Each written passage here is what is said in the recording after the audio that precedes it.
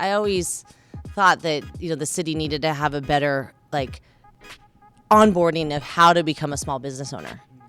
Because there was a time where I did go to a meeting where they had the EDD and the BOA and the IRS all in one place so we could ask questions, but nobody gives you a manual. That was 111 Minna owner Michelle Delaney. Welcome to Storied San Francisco. I'm your host, Jeff Hunt. All throughout September, we focused on small business owners. Some were revisits with past guests, and some were new to the show, like this episode. In this last small business episode, Michelle and her business partner, Alex Kivelstadt, tell the story of buying 111 Minna from the previous owner, I Ming. Michelle had been running the place after I Ming left, and soon after Alex came along and started helping run the place, he had the idea of buying the gallery. Unfortunately, we only had 2 mics working that day, so you'll hear me a little in the background from time to time. Here's Alex, followed by Michelle.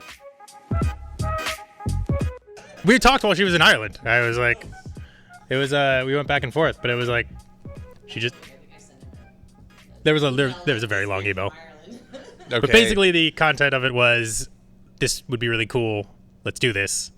And then it took me another 5 months of talking with Ming, getting the ABC to do things because they don't like to do things so quickly. Right. But yeah, it was in the end of November, right before Thanksgiving, that it all got finalized Of 2018. Of 2018. Okay, got it. So yeah, and now I'm here. So Ming Young, he was the founder. He was going to Berkeley. He's studying rhetoric. And I always still have to get on him because he had 5 credits, I think, to graduate and didn't do it. So I always am on him, about that.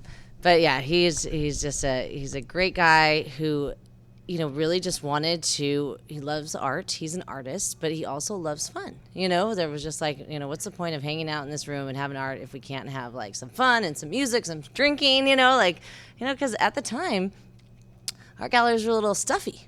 Right? And there was even a time that we went through where I think that some of the art galleries in town were saying that we weren't a real art gallery because we had drinks. And we were like, they were just jealous. What are you talking about? You have drinks, just not legally. It's fine. We're all, we're all doing this. It's fine. It's awesome. So Ming started it, and he started in 1993. And I believe around his birthday, September 3rd. That's kind of the anniversary we always say for 111 Minna. So 1993, September 3rd. Yeah, 1993. Oh shit, we really just did past 28. Yeah. Jeez. Yeah. So what does that mean? 27. So is it 27? Is that 27 years we're open? If it's 93, yeah. Oh right. I keep doing the thing. I add years at this point. I'm like, no, it's been so long. Because I guess the 2018 was the 25th. So that would make a lot of sense that it's the 27th. Yeah, and that was really cool because that's when Alex and Ming, is that when you guys first hung out? Yeah.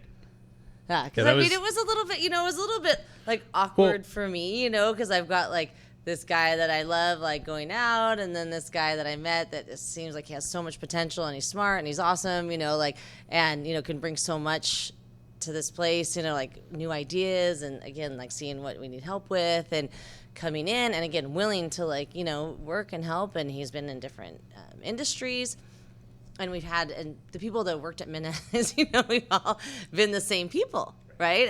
People just kind of don't leave, and so having a new breath of fresh air in here, it was great.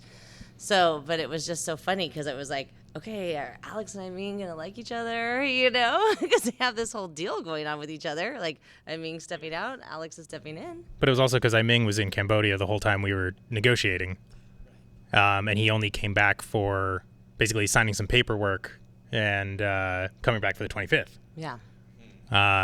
So it was this very weird moment of the new and the old kind of meeting for the first time after we'd already agreed on things, and just kind of I remember watching Michelle's face just standing on the side, just is this going to be fireworks or an explosion?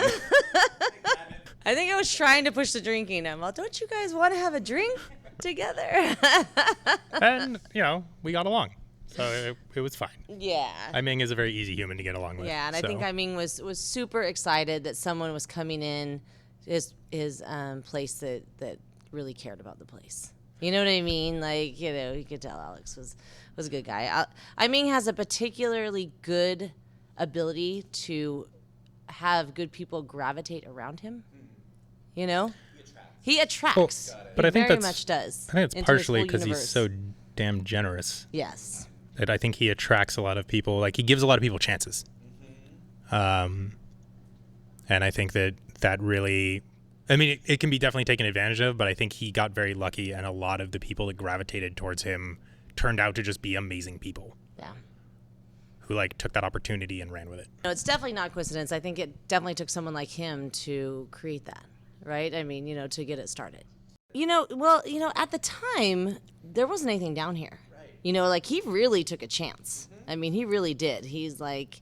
But he was also really funny, too, because he loved underground.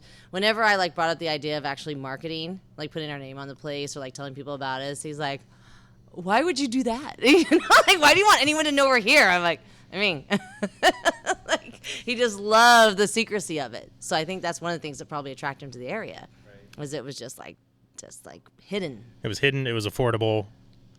And this area was, like, he got here first, but then it was like, MoMA was going to come down here, and you had all these other arts institutions kind of popping up. So it kind of... You were Buena Center for the Arts the same year. Yeah. Ended up being the same year. But I don't think Ming had imagined or known, and again, this is pre-COVID, that the Moscone Center would have been turned into this, like, amazing giant palace of hanging out, right? I mean, he had no clue that he had actually picked a terrific location. So I think it was really interesting.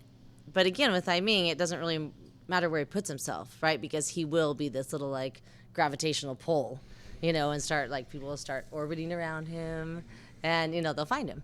And they did. So that started as a beer and wine bar on that side. And then, gosh, I feel like it was 2000 that I feel like it was around when you got here that the thing opened up. A whole space. So I'm not sure. Then. The events, again, started happening more when Moscone started coming online, right?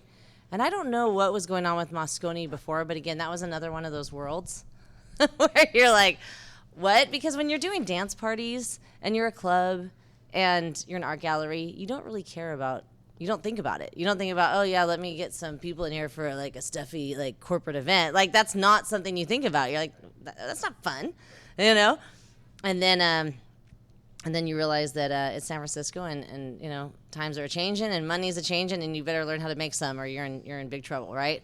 So then you're like, oh, these corporate events, you know, can be very interesting. But what was cool is that, you know, when you worked with the corporates, then they had some money and you got to use your creativity and have some fun. You know, and I really like that. I got into that. I was like, wait, you're going to give me some money and I get to decorate this for you and I get to come up with a theme and I get to show you a good time and I get to make some fun drinks for you. You know, I was like, all right, you know, I can get into this. I can do this. I always say that, like, sadly, I might have just been the most sober or the most responsible one at the time because, you know what I mean? Someone had to lock up, right? In order.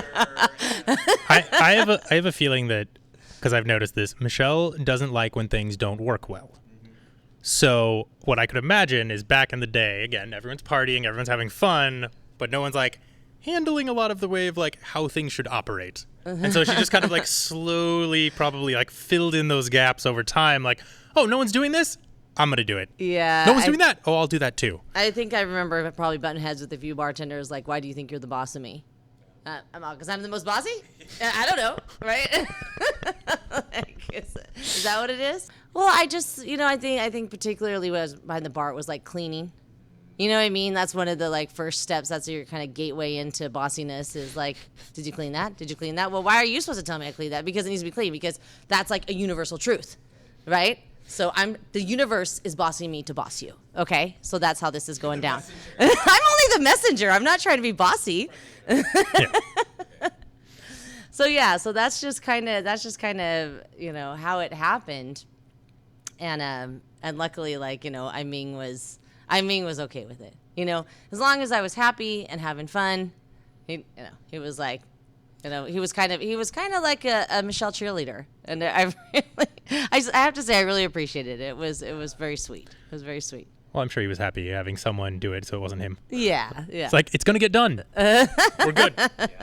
He ended up in Kenwood for a little bit, and his house got taken down in that fire that was up there, which was really sad because that kind of, I feel like, was one of the things that instigated him to kind of keep pushing himself away from this area. And he had, when I first met him, he was definitely kind of a explore Thailand kind of guy.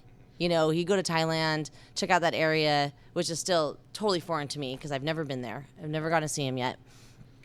And then started putting his roots down there and started kind of like making friends with the artists and the expats and everything. And then found a place and paid rent and came up with, the 111 Minna East thing. And same concept he liked here, right? Drinks and art, right? So he found his love and he made it happen there. So I was running things, it was crazy. Moscone Center went down, got redone. Rent went up. There was a few times that I was like literally crying to the landlord, because I didn't know what to do. I didn't have anyone to ask, needed someone to help, someone intelligent. That's another thing. Not that we're all intelligent, not intelligent, but you know what I mean. You're working at a bar. We're bartenders, right? We're trained in business. There's lots of different types of intelligence. So. Yeah. So it was. It was very tricky, and I always thought that the city needed to have a better onboarding of how to become a small business owner. Because there was a time where I did go to a meeting where they had the EDD and the BOA and the IRS all in one place so we could ask questions, but nobody gives you a manual. Nobody tells you. You have to go figure out what permit you have to pay for. You have to go figure out what you're going to get in trouble for. Nobody tells you. You just have to go figure it out. Or you get in trouble and then you have to deal with it then. Exactly. I was going to make SF Women's Guide to running a small business because I was like, you need that help. And because I'm a particular type of person, I like to go figure out how to not get in trouble before I get in trouble. So I seek it out. I used to always call me the IRS lover because I would just call them and wait on hold for 3 hours just to ask questions. He's like, why do you love the IRS so much? I was like, because I want to know. Because we don't want to get audited. We don't want to get in trouble. And seriously, you have to be freaking Nancy Drew over here. Give me a freaking clue, city. How am I supposed to do this, right? But even before I met him, I felt like I knew that someone was coming, because when we met in that room in Zappa, I remember sitting down. I was on the south side, he was on the north side, and we were talking, and I was just you want to help? Let's do this, right? And he wanted help for free, which was even better. He was like, yeah, help, and I don't got to get paid. I was like, whoa, this is amazing, right? It's a pile she got what she paid for. And I really like that he was an English major, he was all these kind of things, we're art majors, right? He knew how to kind of decipher contracts, get raised by two lawyers, order, do financials, again, all that stuff that you don't really, when you're running a business, you want to book fun stuff and have a great time. Who wants to do all that? What good is that? How does that help the business? How does that bring in business, right? But it has to be done. Well, to be honest, I was trying not to be that when someone asks you on a date and you don't want to call too soon because you don't want to seem too desperate and eager. I was trying to pull that card. I was like, oh yeah, that seems okay, let's talk about it later or whatever. I was like, yes, thank you. I need help. Know what I mean? This is a big operation. 4 days. No, I just was like, okay, when can I call this number? When can I call this number? It's burning in my hand, And meanwhile, were you why is she so cool about this? I just figured she actually needed to think about it. No. I was like, there's a lot that changes theoretically if I come in. It completely alters the dynamic of how this place had been existing. Yeah, the only thing I was scared about is that he would not, and we had to talk about it, that the soul and the heart and the giving of Minna was intact, right? And so I remember when he said, Michelle, I want to, help you to get this place, up and running and financially stable, but I will not impact or hurt the heart and soul of this place and what its mission is. And like, that was like, okay, you know what I mean? Like, that's what I needed to hear. That's what I needed to know.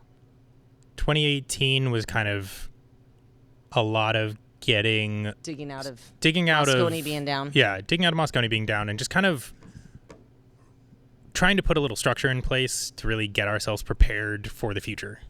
And 2019, like part of my philosophy in helping here was very much let Michelle do her job to the best of her ability and spend less time dealing with the minutia of actually running the place. So most of my existence was like firefighting and taking over the financials and trying to help manage little bits of the staff here and there so that Michelle could focus on selling events and putting on that fun stuff and supporting the art community and supporting the nonprofit community and like putting all of her energy out instead of having to keep it all in. Right. And 2019 went exceedingly well, way better than I think any of us anticipated. Like I in my head, when I was looking at how 2017 went, looking at 2018, I was like, okay, like realistically projecting out 2019 to be this kind of like build up year of like, okay, we're gonna probably like spend a lot of our energy just kind of building momentum. And Michelle crushed that, and we had a fantastic year. We held a lot of events for a lot of different communities that really needed the space or needed the support, as well as managing to, again, book the corporate clients so that we could do those other things. So we kind of, and to Michelle's point of like wanting to keep the heart and soul of Minna alive, it was very much like, okay, if we want to do all these things to support these communities without having to really charge them, we have to bring in the money in another way. Subsidized by all the corporates. Is 2019 when Moscone reopened? I'm sorry. Yeah. It was It opened. That's kind of when it was coming back with the, it had been rebuilt and it was ready and everyone had, booked the big conferences. So that didn't hurt any. No, it was great. Yeah. It was great. Okay. And to be fair, 2020, prior to COVID, was looking to be just as good, if not better, than 2019. Okay. So it was like everything was full force going forward. We were like, this is amazing. Like, we're going to have another banner year. And then Michelle likes to blame. I got interviewed by Cron 4 because they just like wandered in at the end of February. And they were like looking for a manager. And I just happened to be standing at the end of the bar. And they were like, oh, we want to talk to you about Facebook canceling their convention. Because Facebook had just canceled. They were the first ones to do it. They beat South by Southwest. Oh, in terms of the city, in San Francisco. Yeah. So they were the first. So they were the first San Francisco convention to pull out. Got it. And I basically on there, I was like, look, like 1 or 2 conventions isn't a big deal, but if we hit like 3 months of conventions being canceled, that's when things are really gonna be bad. And then, of course, everything started canceling. With like the next week, it was like 5 more conventions canceled, and then the next week, another bunch of conventions canceled, and the week after that, San Francisco shut down. And they all like to point to this and be like, you did this. Like, yeah, that's fair. We have to blame somebody. I know. We do have to blame somebody. It's going to be Alex. But yeah, it was... He's the all-knowing seer. Apparently. Savior and... Yeah, right? Yeah. Doomsayer. But yeah, it's been a very interesting process because we've spent a lot of energy trying to figure out how to pivot in a number of areas to basically keep Minna alive. Because, I mean, one of the things, I don't think we ever actually talked about it in any serious way. We never considered not making it. I know, like, for a lot of other small businesses, they were having to make the decision of, like, do we try and fight this out or do we just close the doors? And that was never a conversation. We just were like, no, we're gonna do this. We're gonna scrap together whatever we have to make sure that this institution survives. Because San Francisco, like, I don't know, when you've been around for 27 years, it's just like, we're kind of an institution here. And not to I think mention, like, people need places like this. They do. I always say, like, what fun is it if you're a tech guy and you make a bunch of money and you have no cool place like Minna to go spend it? You know what I mean? Like, what are you going to do, sit in your house and order off Amazon and have deliveries? Like, that's not fun, right? You need, Well, at some point you need to get out and have culture and art and people and, humans interactions? We put together a fundraiser on top of doing kind of a 3-day variety TV show, for lack of a better term. That's Michelle's favorite way of describing it. Because, of course, the first time you do anything online, you should do 3 days of it.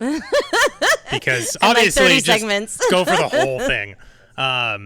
So we put together a fundraiser attached to that to basically be like, hey, like if people can donate, great. If you want to buy some art, great. Otherwise, like we're going to put together this variety show of like all these different artists of all these different mediums, which was really fun. It was in the beginning of August that we got that done. We only had like 6 weeks to get it done, and we somehow pulled that together, which I still don't know how that happened. We're in the process of migrating it onto YouTube. So as part of this, we're also starting a YouTube channel, which we are going to start doing our own podcasts and content on at some point. Yeah, we have our first one booked with an artist, and we're going to try it for the first week of September 23rd, 21st to the 25th. One of those days, we're going to do our first like podcast recording and like live TV recording with an artist for our TV show. So and focus on artists. I think at this point, what we're trying to do is we want to keep Minna as this cultural hub for artists of any type.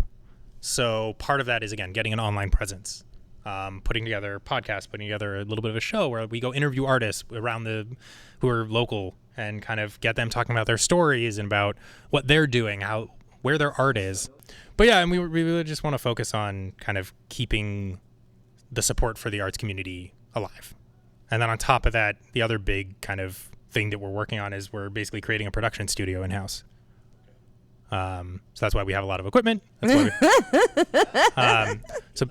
and because again, for a lot of, especially to again be able to bring in some of the corporate money to help us do the other things, a lot of these people are moving to online events. We have to be able to do online events, and it's much easier if we can do them all here. It's turnkey, great, and so we're working with some people on that right now. Yeah. And hopefully we'll have some stuff together so we can kind of throw it against the wall and hope it sticks.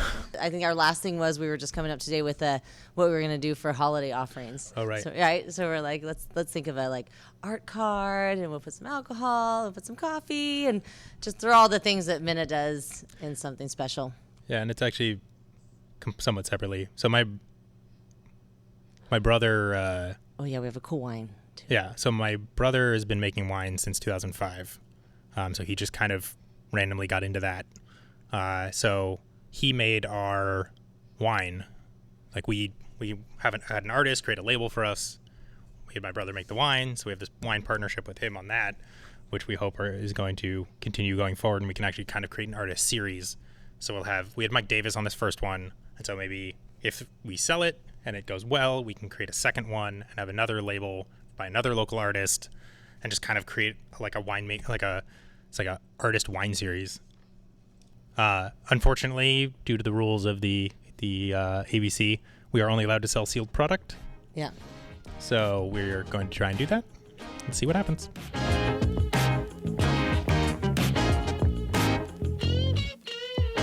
That was Alex Kivelstadt and Michelle Delaney. On the next episode of Storied San Francisco, we'll get to know SF street artist and self-described troll Ricky Rat. Please join us for episode 36 next week. Music for Storied San Francisco is by Otis McDonald.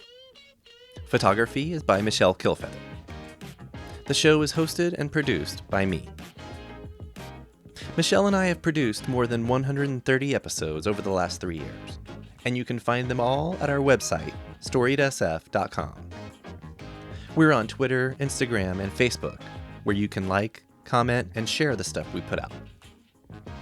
Find the podcast just about everywhere you can listen, including, most recently, BFF.FM's new podcast network. Please subscribe to stay up to date on all the content we publish. We love feedback, so if you have any, our email is storiedsf@gmail.com. Thanks so much for listening. Stay strong, stay safe, and stay healthy. This podcast is a proud member of the BFF.FM podcast network. Learn more at podcasts.bff.fm. BFF.FM, best frequencies forever.